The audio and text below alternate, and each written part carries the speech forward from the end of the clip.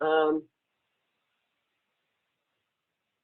Good afternoon and welcome everybody. So you should see the recording sign on your computer. So I just want to kind of make sure that that's happening, and it is. So thank you guys all for joining this information session tonight for the Justice Small Businesses and the home occupation licenses, and all of the interesting things that are coming out hot off the press in terms of grants and stimulus packages and things like that.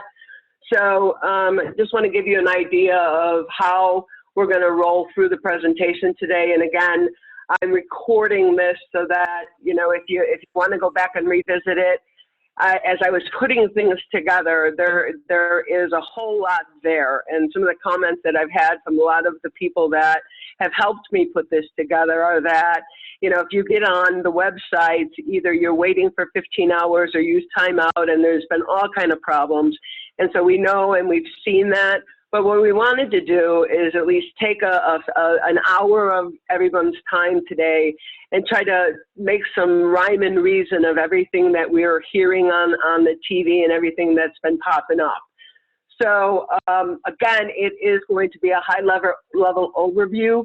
So I am going to just narrate and basically talk about everything from everyone that has given me information, because my goal here is that we're going to get to the end of the overview and still have 30 minutes of time, because at that point, I think we're going to get into some of the nitty-gritty stuff of probably the bigger reason why many of you joined the call today. So the goal here is to get some answers to some questions that many of you have been sending me.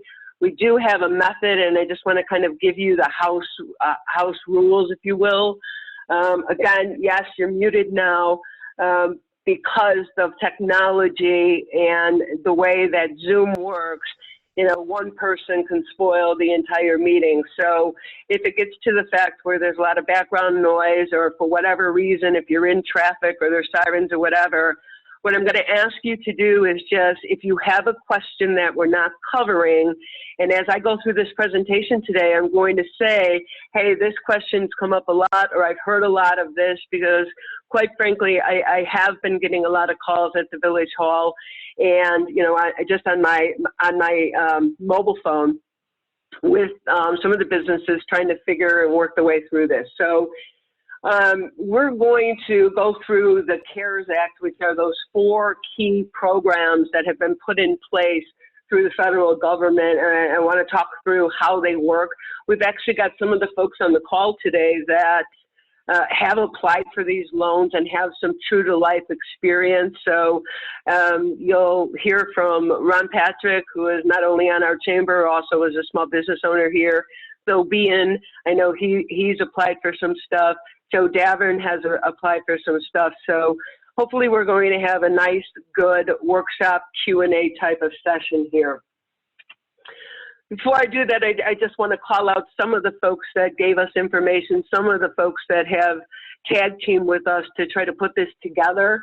So from a village standpoint, we have the Chamber of Commerce, Orly Betcher's on the phone, the president of that chamber. Then we have some other local folks. We have trustees Ed Rush and Henkel Shikeski, and I know economic development folks are on the line, and there were a slew of others that were invited, and my screen doesn't really show everybody that is on. We also have invited, and I believe has joined the call, someone from Congressman Lipinski's office, as well as someone, might be Mike Zalewski himself from his office, and then as well, Mike from the Lyons Township Clerk's office is also joining us on the call to take some questions and work through that kind of stuff. So with no further ado, I'm going to go ahead and get started through the actual, what has taken place. The interesting thing is if you think back, that it seems like it was so long ago that the governor came on TV and said, you know, look, we're going to have to close a lot of the non-essential businesses down. And at that point, everybody's life kind of changed, at least many of the people on this call. And so at that point, you know, they talked about putting the Families First Coronavirus Response Act into place. And I say this because realize that this was only 4 weeks ago that this took place. So if you think things are moving quickly, they are moving pretty quickly. And, you know, I wanted to make sure that at least this group feels at least some kind of loyalty and kindership to help keep each other informed. But I look at it like this, and some of the research, and when we go to Q&A, you know, others can join into this. But the Families First Response Act, it was, if you look at the government and you say, okay, you know, what is going on here? Well, a lot of people are getting sick. And so the first thing that came out was people are getting sick. They have to be able to be out sick. And then as we learned more and more and more, we learned that, you know, there was this 2-week quarantine period that came into play. And so this whole first response was about taking care of, you know, our citizens, our people.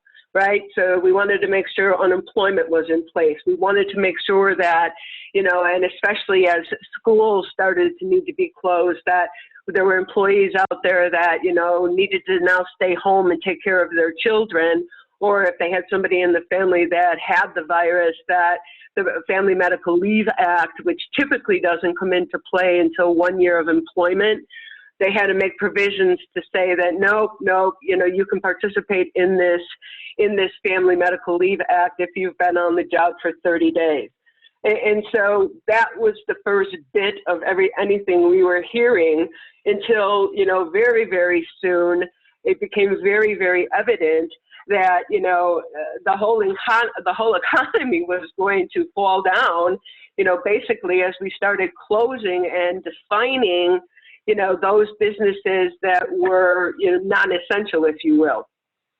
So along with the CARES Act, and at the end of the CARES Act, so end of March, again, only a few weeks ago, that's when we heard about this stimulus money that, you know, the federal government was going to send each person that, you know, earned under X amount of money. Unemployment was extended, you know, but conversely, many of the folks that were filing for unemployment weren't getting through. Many folks to this day haven't been able to file for unemployment. And so there's a lot of moving targets when it talks about what's going on to try to keep the economy somewhat going and help some of our small businesses weather the storm.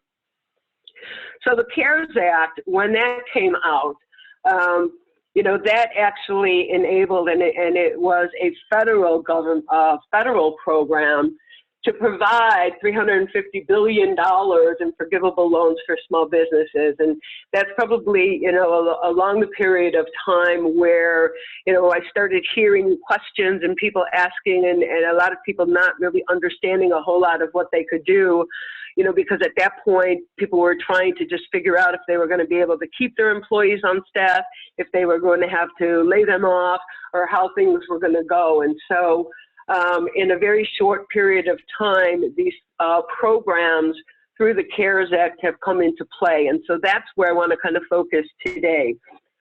Before I do that, I want to ask if we have any of the legislative representatives on the phone and if they'd like to say hi. So you can unmute your own phone and say hi to us if you'd like. Okay. It looked like somebody from, it looks like Joe from Dan Lipinski's office is on. But, you know, I'll just keep going. And then, you know, as we move along here, if opportunities arise, we'll go ahead and open it up to folks on the call. But I'm going to start going through, the CARES Act and who's eligible. And so the reason that, I put a lot of it, onto this screen, and then I'm going to show you that, the presentation that was put together also includes a lot of information for everybody on the call. The reason I'm recording it is so that, if others want to try to figure out how to navigate this. Not sure how many of you guys are familiar with using note pages in PowerPoint, but what I'll say is that, there's all kinds of information when I send you this presentation. And so again, because we want to keep this at a reasonable length of time and not bore you guys to tears, I just wanted to call out some of the main things. But, we've kind of summarized all of the qualifications and then, who's eligible and what they can apply for. So there's a lot of different opportunities going on. And, I'll just offer up that if, after this call, if we want to get together again and dig a little bit deeper into things, just reach out to me and I'm happy to help lead that. As well as Hank and Ed on the call, because that's, kind of what they manage through the board. So all good stuff, guys. What I do want to call out is when we talk about who is eligible, and I put this up here even though it's an eye chart, because this is the fine print of eligibility requirements. The one thing that I want you guys to think about walking right through this is that it becomes very, very critical that you are constantly really, really documenting everything you do. But before you even decide what if anything, you're going to apply to take part in, the fine print on slide 8 says, all right, here, if in fact, you are in the rears on child support, or if you run some kind of illegal business, like, that isn't appropriate in the state of Illinois, if you're a lobbyist, if you're an elected official, then you're not going to be able to participate in some of these federally funded grants programs. And so very, very important that you realize that. The big one that I want you to think about is this one here. And this one is changing by the minute. So if I read this one, applicant does not derive more than 1/3 of gross annual revenue from legal gambling activities. So there's probably some businesses in our village that, ride very, very close to that line, especially some of the places that have opened as, basically specifically gambling parlors. So you may want to really have all of your documentation in order before you, as you decide to, take the journey and go through the application process. I have heard, and actually Bill Bean, thank you for sending me that note earlier. I couldn't put it into the presentation, but I've heard that that number has moved from 30% of your revenue to 50%, which clearly is a big difference. And so that's just something you're going to have to keep your eyes on if you're in that business within the village, because it's going to come into play clearly. Any questions on that piece before I go on? Okay. All right, so I want to go through, these are the 4 programs that the SBA, the Small Business Administration, have made available through the CARES Act. And, the top 2, the first 2 that you see here, we're going to go over them a little bit better in detail, but clearly a lot of this is just an overview of these programs. And I've given you the links to actually go in and apply and gone through an application process toward the end of this presentation. So there is the Payroll Protection Program, and a lot of people are confusing the PPP with the PPE, but understand that they're 2 totally different things. And the Payroll Protection Program we'll talk about first, and is by and far one of the ones that I've heard in the business.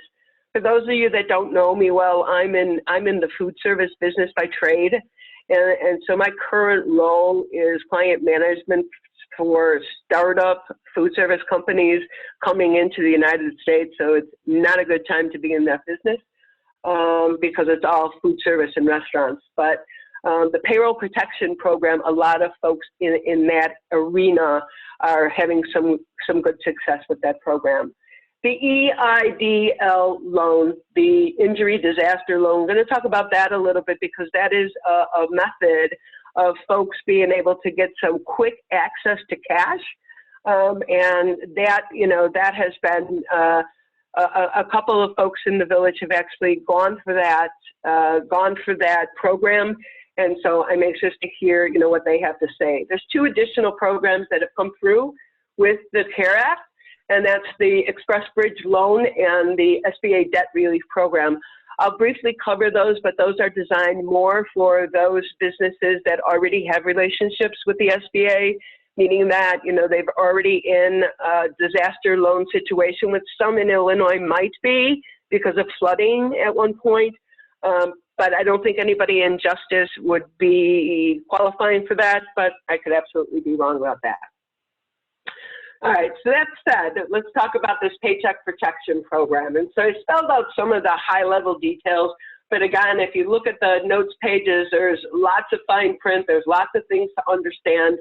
But the cool thing about the Paycheck Program, Protection Program, is that it was what the government said, hey, it would be a lot better if some of our small businesses could keep their employees working.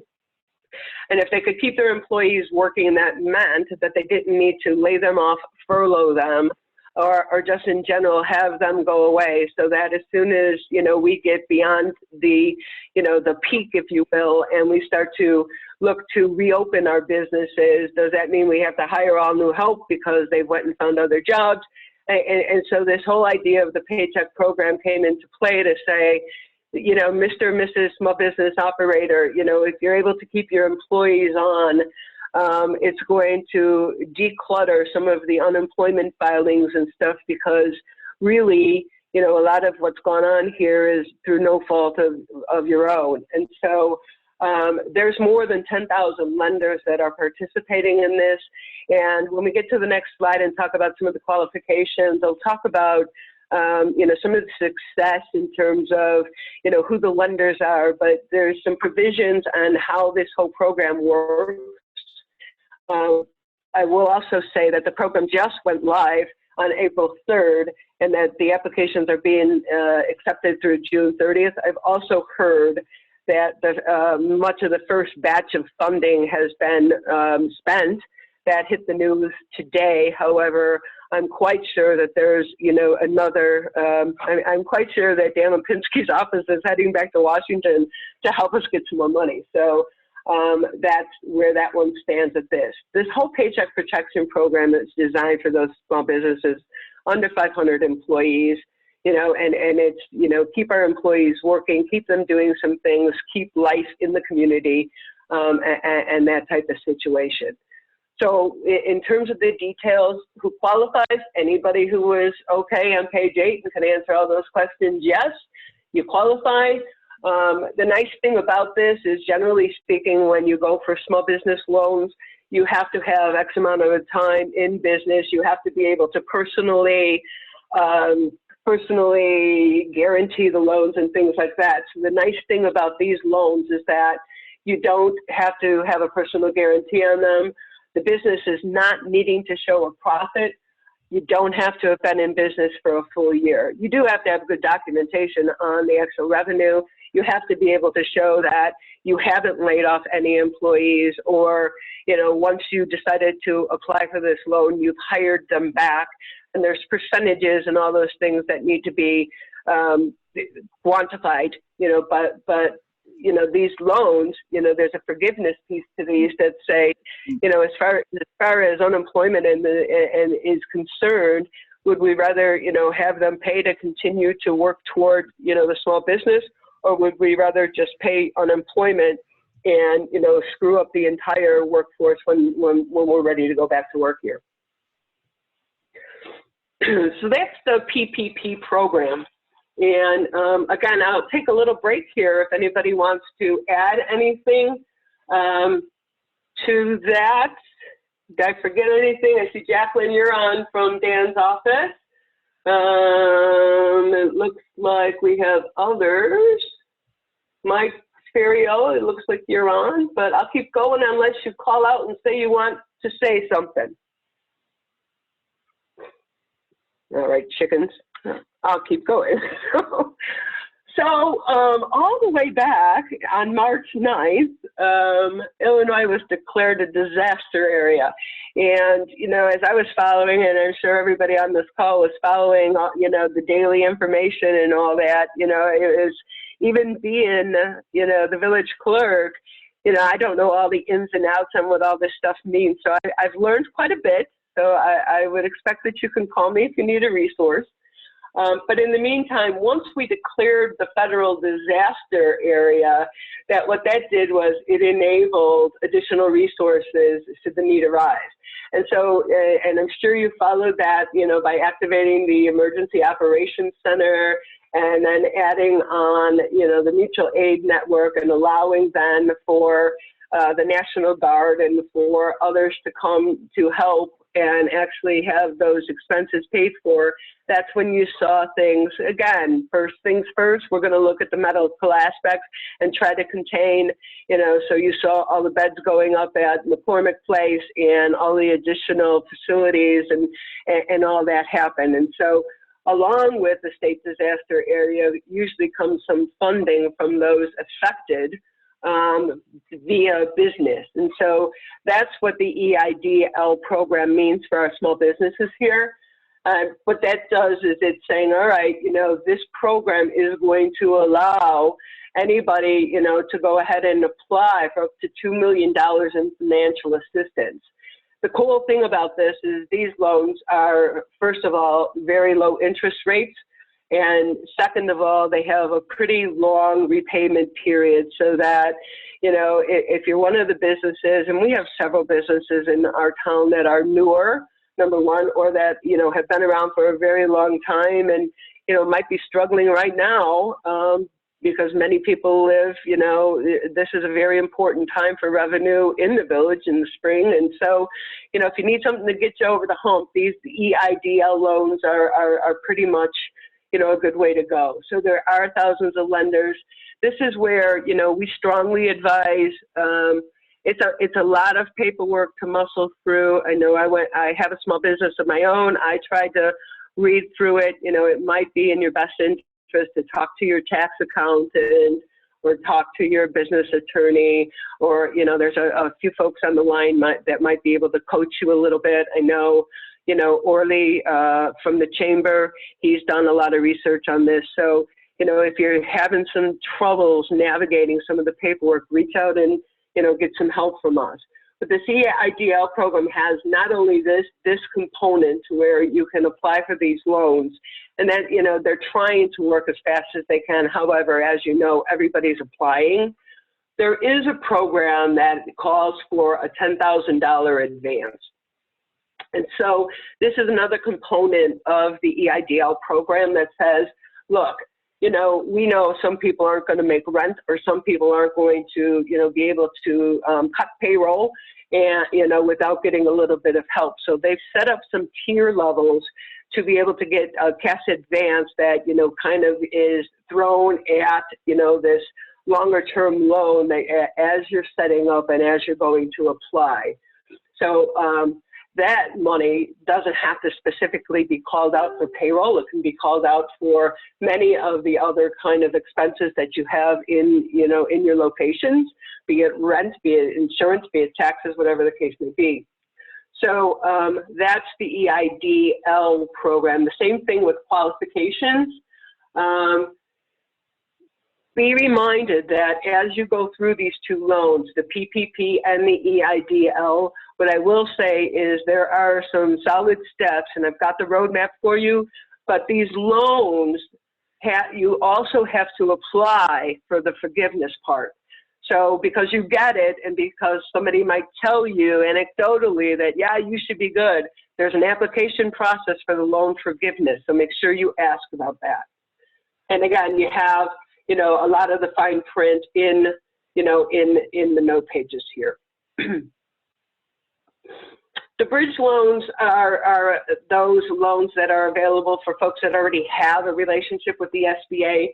So I'd like to try to get to our Q&A session here. So I'm going to speed through these slides only because, you know, I want to get to that section and give us some time to talk about this stuff. But the bridge loans, the express bridge loans enable somebody who already has a great relationship. And again, SBA says that, yeah, you know, we're going to create another loan. We're going to combine the loans. We're going to defer payments. We're going to do these things. But you have to already have a pretty good relationship. I mean, if you are, you know, 90 days out on a payment to the SBA, I think you're not going to have much luck when it comes to this stuff.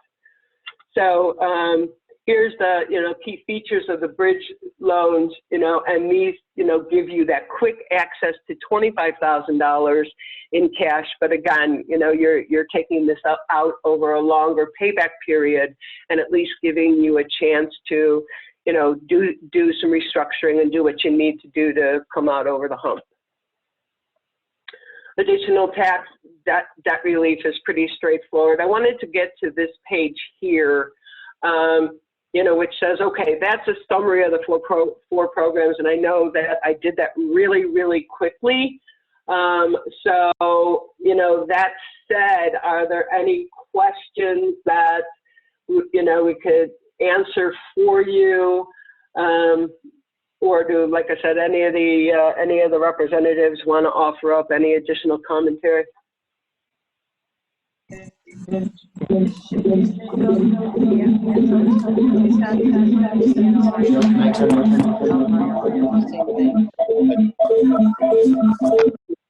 So if you want to speak, because we're having a lot of background noise, but you know, if you want to say something, just unmute your own phone, and we'll see if that'll work. If not, then I'll move on, and then you know, we'll see how we can get.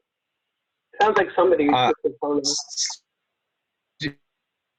I just unmuted myself. This is David Shore. I see Jacqueline from Lipinski. Yeah, I saw Jacqueline too. Jacqueline, can you unmute your phone? Yeah, hi everyone. Jacqueline O'Day, I'm Congressman Lipinski's Deputy Chief of Staff. Just want to let you guys know the Congressman does have information up on his website regarding coronavirus. There's a number of tabs of information that our team updates regularly. I know Sue did a good job in going through the programs. There's additional links and resources there that are available for you. I will say, as Sue acknowledged— I was disconnected, everybody. Sorry. Go ahead. Oh, sorry, David, do you have a question? I can wait to go into the details. I was just we've heard that the funding's been wrung out already. Is there going to be another stimulus package to put more funding into some of these programs, or to do whole new programs? What's really going on? Yeah, so the Congressman has been meeting all throughout the week and is in regular meetings every single day talking about relief efforts and working to develop a package to bring additional relief. So while the Paycheck Protection Program is frozen in terms of any new applications at this point, and so is the Economic Injury Disaster Loan Program, we anticipate there'll be another round of funding that will be coming. The timeline's not clear right now, but if your business has a specific need or something that we can help you with, you're always welcome to reach out to our office. You can email us, you can call our Chicago office. The best email for us is dc.lipinski@mail.house.gov, and that's available also on our website. If you go to it and you click on Contact Us. So Jacqueline, this is Sue again. If I can ask you a question about that, because we know the funding has run out, would you recommend that, you know, folks that have not applied yet, you know, get everything in order and be ready to apply? I mean, is the next batch going to run out as fast as this first batch did? I mean, what would your recommendation be there? Yeah, certainly. I mean, so, you know, when additional rounds of funding are released, it's prudent to definitely jump on those funds and apply relatively quickly. I know there were some challenges with the initial rollout with the Paycheck Protection Program, where, you know, originally wasn't anticipated that lenders were going to have to require you to have a pre-existing relationship, but that turned out to be the case. Just this week, there were some online lenders that were for the first time were approved to participate in the program to help try to speed things up. So that's one addition. If you are a financial institution that your business banks with is not planning to participate or did not participate, but yeah, certainly familiarizing yourself. I would recommend gearing towards the Paycheck Protection Program, because that seems to be where a lot of the focus is in terms of new monies. But it's possible there could be additional disaster relief, the economic injury disaster loans and grants as well. But right now it seems like a lot of the conversations focus there, as well as potentially exploring some other pots of money as well. But negotiations are ongoing. But when we have information, it will definitely be on the Congressman's website. You can also sign up for his newsletters. We send out updates through that as well. Or if you have a specific question for your business, you can always call our office Monday through Friday, 9 to 5. Awesome. Thank you so much, Jackie. Yeah, no problem. And so anybody else have anything they'd like to add about those programs?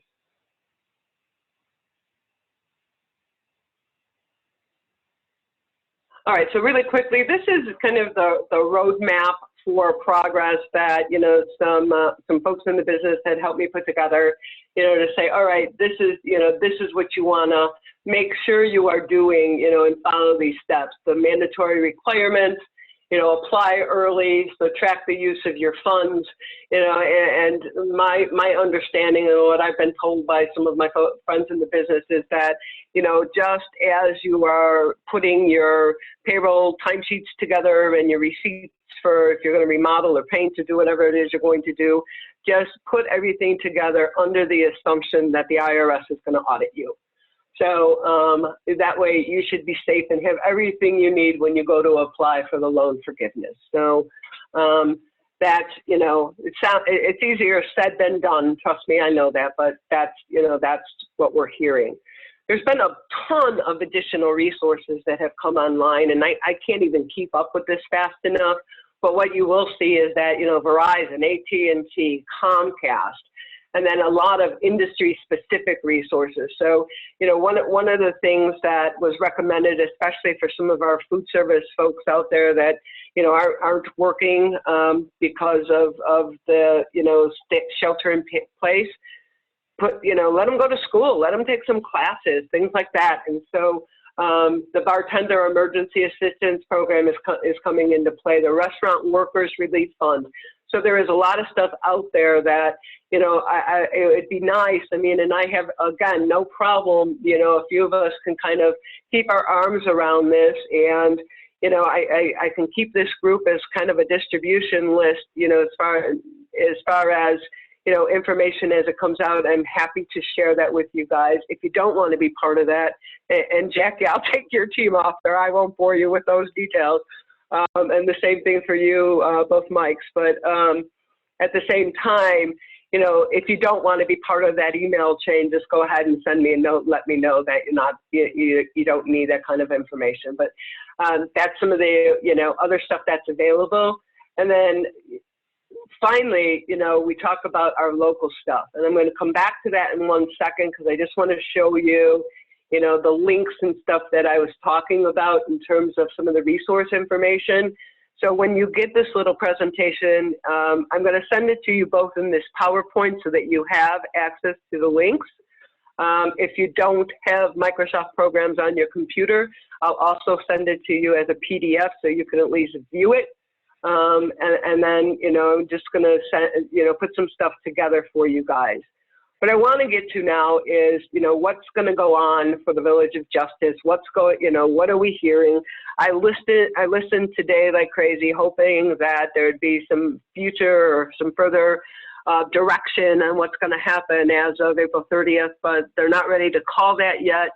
I'm sure everybody has paid attention, and, you know, the numbers are still not looking very nice, but we still have to think about what we're going to do post-COVID here. So I will tell you from a Village of Justice standpoint that the mayor had posted some things on the website, and he has deferred liquor license payments that are normally due on April 30th for, you know, for May 1st. Those payments have been deferred until July 31st. And then, you know, the rest we are, you know, from a village board standpoint, you know, we're trying to take some ideas from the business community so that, you know, we can think about, hey, what kind of programs would be helpful? And that's where I'm going to unmute you all and ask you guys to talk to me. So Joe Davern, I'm going to start with you. I'm going to pick on you, my friend. Oh, Sue, how are you? There's a lot of background noise. You might want to mute up. So guess what? Hey, Joe, just unmute your own. Yes, can you hear me? Yes. Okay, well, thanks for doing this. I have just a quick question or two first. Do we have any news on whether or not May 1st is still looking like the day we're going to be able to open? That might be a question for Jacqueline. Have you guys heard anything on that front? We have not heard that. There was some recent guidance. It's really up to the individual governors.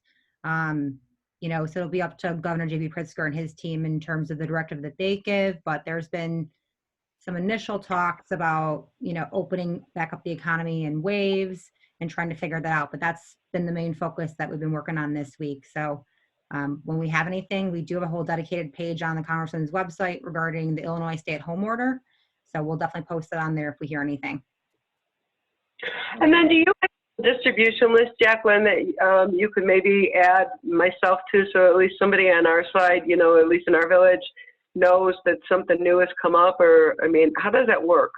Yeah, so if you just go on the Congressman's webpage, lipinski.house.gov, on the website, it should just pop up. It'll say like Rep. Lipinski's e-newsletter. So if you subscribe, we'll do a newsletter that we send out every 2 weeks, or we also do it when there's major updates. So we, you know, read a recent one that kind of walked through like the actions that Congress has taken and had highlighted some of these programs as well. So that's awesome. Okay, I didn't know that. Oh, it's good to know. Yeah. All right. All right. So, Joe, I specifically called you out because I see all this every time I drive by your location. I see coming soon. So tell us about what you're doing there, man. Well, if you know my dad, all he knows is how to work. So even though we're shut down, you know, we're trying to just stay busy here. That's all we can do. So we really have people, you know, not too many people, a few people here and there helping us out, and we're kind of remodeling the place. I mean, it looks like a disaster in here right now, but we're planning to open up on May 1st, which that's a little bit scary if this gets extended any longer. But yeah, we just got anybody that, you know, worked for us, whether it be bartenders, they're stopping in throughout the days. We're painting the place, cleaning it, a full deep clean. And we're just going to try and make it better for whenever we can open up. I mean, we can't sit here and sulk about it. So we're just doing whatever we can, but it's getting a little scary, you know, because as you know, a bar, we operate on tight margins and the money's drying up quick. So we're hoping we can get some of the money from the government just to keep us going. But if this order stays in effect past May 1st, that's when we're going to really start running into problems. And if I could, Sue, I had another question for Jackie, if you don't mind. Is that okay? Of course, yeah. As long as she's cool with it. All right. Yeah.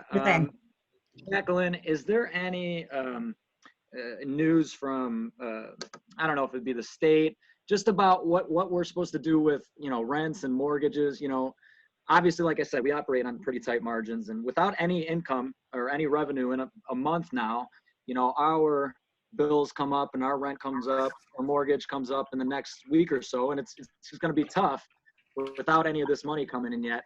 And even for a lot of people that are individuals that are renting, you know, we have 2 renters up in our building that aren't currently paying us. So, you know, all of our bills are going on, utilities and mortgages and rents, and we're not collecting any, you know.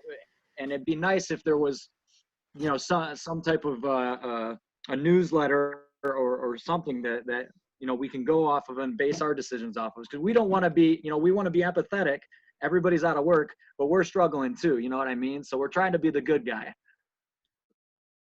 So Joe, if I could ask, and Jackie, I'll turn it right back over to you. But Joe, have you applied for like the PPP loan or Yeah, we did. The EIDL, I don't think anybody's heard back anything yet, right? So we did that day one. And then the PPL, we got a call from our banker today that we may have gotten approved just in time before they ran out of money. That's going to be you know, that'll get us through another couple weeks, you know, that money. So it'll hold us over. But again, if we can't open up by May 1st, and fully open, it's going to get a little bit scary. Okay, point taken. And Jackie, do you, have you heard anything about that, or probably not, right? And you're talking about the mortgage and rent assistance? Yeah.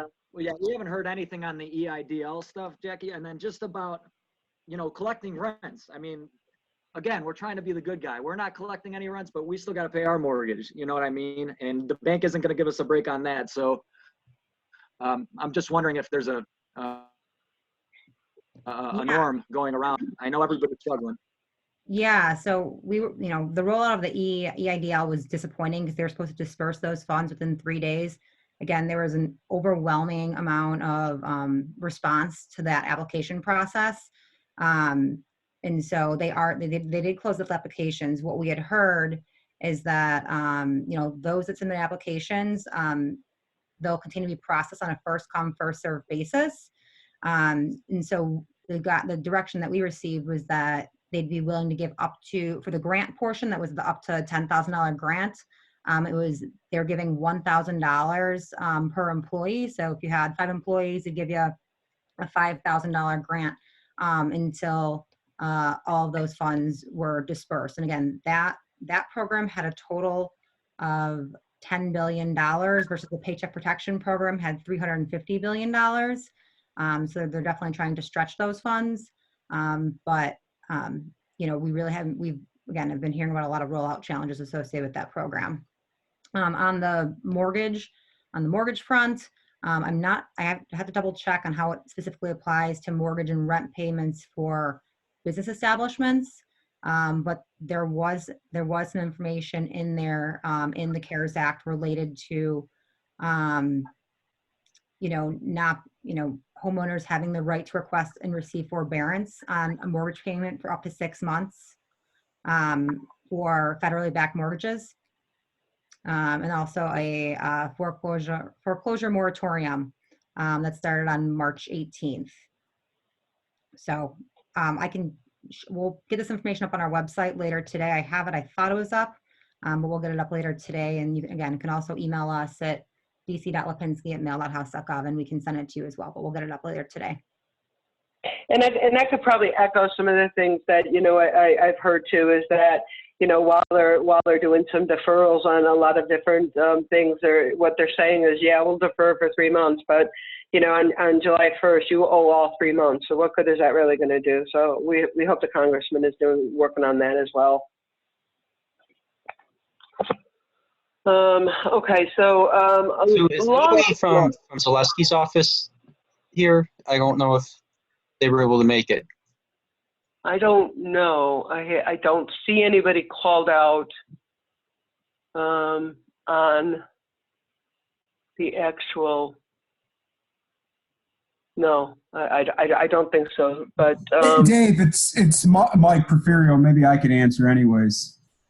I was just curious, Mike, if the state is working, because I know there's differences between what the state and the federal governments can do.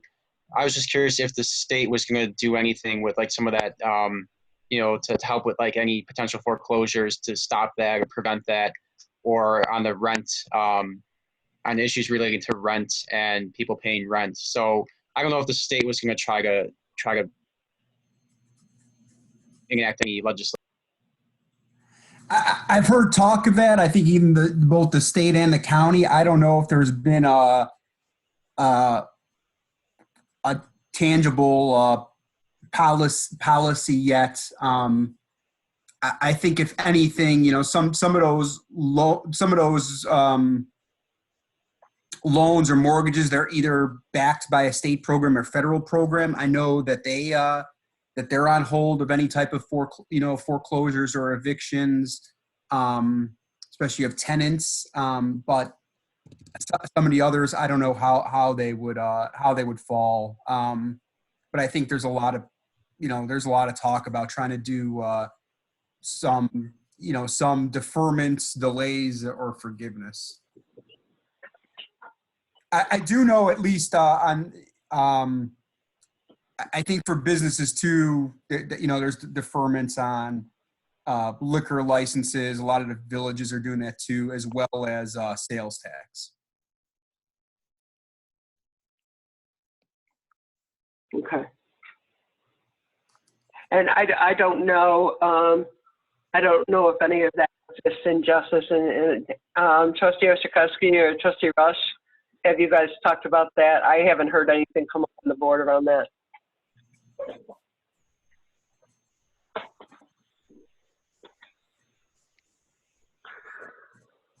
Okay, with that, I wanted to see a couple things. Orly, can you unmute your phone and say hi and tell these guys what's going on with the chamber?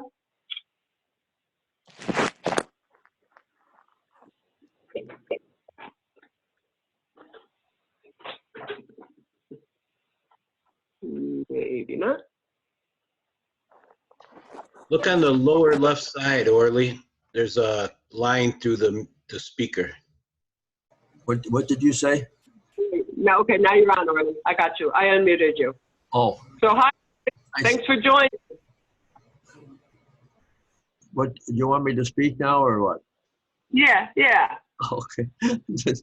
I said the chamber, we started 20 years ago with the chamber because we had some businesses that were concerned about things that were happening, that they seemed to went up to a meeting or they wrote to the senators or whatever it was as a person. They never got too much of a results, and it takes a group of people like the Chamber of Commerce to get some things done. And they joined, and we've been very successful in some of our moves that we had to make. We have some that we go in different positions, and we find that we can't help everybody with everything because there's just some people that you just can't help them, not because of them. It's just that it's something that they want that we can't move on. But the chamber is very interesting, and you get to know people within your area. You may need somebody to do something at your facility, and you've hired somebody halfway around the country someplace to do something, and here you have somebody within the village that you could use, and that's a thing that happens in the villages. And the Chamber of Commerce, that you find out, hey, you go to a meeting and here's somebody that washes windows, and you never had you had to go outside of the city or maybe outside of and pay a high price, and you can find somebody within that does these jobs. And so it's a big thing. We're having a big thing. Hopefully, we're in July the 25th. We're having a rib fest, and if this all clears up, we're going to make it a real event and celebrating getting through this mix. But I wish that a lot more members would, a lot more people that have businesses within the village of Johnson take an interest and come to a meeting or apply for a membership. I'd be happy to help them out.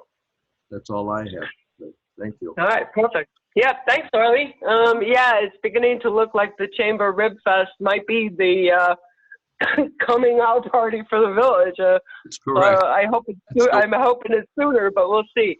I wanted, Ron, I know you're on the line too. Ron, you went ahead and you applied for a couple of these different programs, didn't you?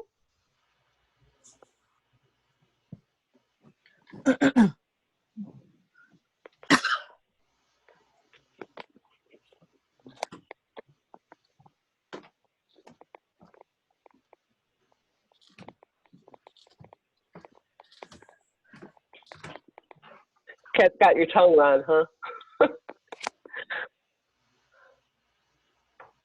All right, so then, I'm going to move next then to Blair, because Blair, what are you hearing about the school?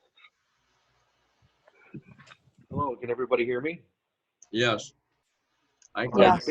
Basically, with the shelter in place, that's how it affects the schools as well. I also listened to Governor Pritzker's press conference earlier today at 2:30, and I was hoping to learn more at that session, but nothing came through. And of course, he's always pressured to see, when is he going to open things up, and that would include the Illinois school system. And at this point, all we know is we're close to the 30th of April. The first day back to school and back in operation would be May 1st. But, I don't have a crystal ball, but at the same time, I think it would be very difficult for us to put hundreds, if not 1,000 students in a particular school building. and they're all eating lunch together in one lunchroom with shoulder to shoulder. So that's going to be really hard to imagine that May 1 would be the opening date. But I don't know. You know, we wait for the word from the governor all the time. We take our direction from him. Also, I wanted to make sure that everybody knew that we are distributing food to those in need in 2 of our school locations. At Lyle Elementary School in Bridgeview, as well as Wilkins School in Justice, we're providing free meals, breakfast and lunch options from 8:30 to 10:30 in the morning, Monday through Friday, every regularly scheduled school day. And you just come in and you take what you and you walk away. So anybody who needs food for any reason at all, we encourage them to come and visit one of our 2 locations, 8:30 to 10:30 in the morning. Awesome. Lastly, I also wanted to say that we did distribute and sign out over 1,500 Chromebooks, which are basically laptops, to all of our community members or all of our students that needed some kind of an electronic device so they could participate in e-learning. And I want to make a plug to all of our teachers and our paraprofessionals, as well as our secretarial staff and custodial staff, who are working very hard, primarily at home, not on site, but they're working very hard to make sure that they keep the education going for our students and our families. And our families are working very hard along with that as well, kids are at home learning. So very appreciative of everybody who's contributing. That's awesome. Thank you for the opportunity to speak, Sue. I appreciate it. Oh, yeah, no, thank you. Thank you for joining the call, but that's very important. All right, so with that, I really don't have a lot more. I can open it up for questions or open it up for comments. What I'd like to do is just, you know, try to keep this. Excuse me, Sue, can I speak a little bit? Sure, go ahead. Okay. Hey guys, William Bien. I own Bien Oil in Justice, Illinois, on the gas station. Been here for about 15 years. A little more than that, but I just wanted to stress that these are crazy times. I feel bad for Joe Davern. I've seen him since day one.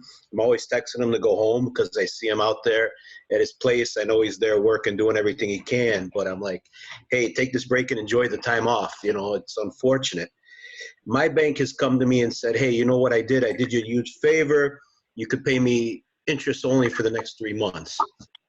But, you know, these deferrals that everyone's referring to, the only problem is with the deferral, if you're not able to set that money aside, it's not helping us out in any way whatsoever.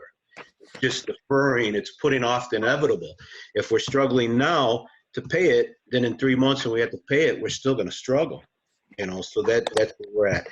I've been fortunate enough to stay open, but as fortunate as I am, I consider it kind of a curse because I'm stuck out here when a lot of people want to be home and be safe and everything. I'm in here dealing with people and everything all day, having to fill the store, dealing with all the vendors. You know, it's just, it's nerve-wracking being here in this circumstance. Some of the things we did, I ran out, got plexiglass. We put up a plexiglass shield to protect the customers and the employees. I have a lot of my employees wearing face masks. I'm trying to get all of them to wear them just to help everything out. So we're doing everything we can. My accountant told me today that I was approved for PPP. I'll get the money next week, but I don't know if I was approved before or after the money ran out, you know, so we got to just wait. I have video gaming, I have a dine-in Subway, and those structures are really, really hurting. And Orly, you know, the chambers, and all due respect, I'm glad and happy that you're going to have this function in July, hopefully if everything's reopened. But for all the business owners to pay and go to this function, that's not going to help us live. We might not even be able, Joe Davern might not even be in business by July if he can't reopen. So we really need the chambers to stand up and fight and help these businesses out in the village. You know, to just say like, hey, we're going to have a barbecue. Well, that's only going to cost me money to go to your barbecue. So we need to fight for these village. We're supposed to be building justice together. Okay. You know, does the village have any TIF money? Are they going to have any grants? Are they going to have anything? Who could help us? I'm here serving my community every day. Since this started, I started working 13, 12-hour days because people are coming in here panic buying things. I couldn't keep things on the shelf. It's just been a madhouse. But not everyone's in my situation. And even though some of that's good, we have dining customers. We lost a lot of Subway business. My slot machines are off. That's really good revenue. my gas volume has cut 40 to 50% because people aren't going anywhere. So in 1 a.m. good, but in the bottom line is we're struggling on cash flow. Hey, hey, Bill, if I could interrupt for a second, because maybe Jacqueline or maybe Mike Porfirio, maybe when they reopen, are they just going to hit the switch on all these gaming, on all the machines, or has that not been decided yet? Do you know? The gaming is a state function, so I would have to defer to the state representatives on any gaming function. Yeah, I don't think that's been, I haven't seen anything official, but I would think there's going to be some type, I mean, they're starting, you're starting to see a little bit of the signal of what that transition would look like in terms of waves and rollout. So I would think that if that's kind of done over time, that gaming would probably be in the later stages of it all. But that's just my best personal and professional opinion from what I've seen and heard. So take that for what. Okay. Is that, no. Mike? Thank you for Is that. that Mike speaking? Yeah. Yeah. Are you with the state, Mike, or what do you do? I apologize. I don't recognize the name.